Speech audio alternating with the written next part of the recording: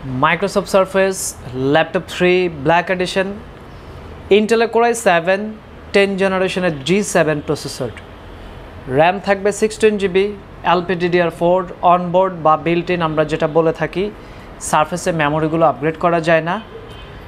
Storage 256GB M.2 NVMe storage আছে, আপনি চাইলে 512GB নিতে পারবেন এই প্রোডাক্টে। Wi-Fi 6 ফ্রিকোয়েন্সি খুবই ভালো।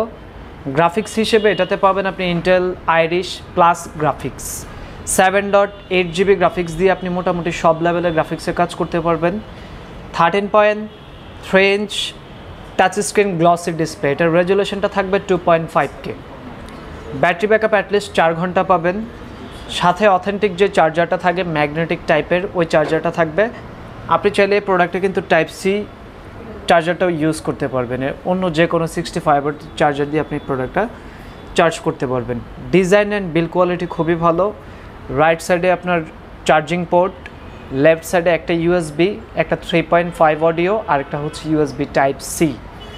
সো সম্পূর্ণ ওয়েল কন্ডিশন আছে এই প্রোডাক্টটা, কিছুদিন ব্যবহার করা হয়েছে। অথেন্টিক চার্জার সহ আমরা এটা প্রাইস করেছি মাত্র 47,000 টাকা।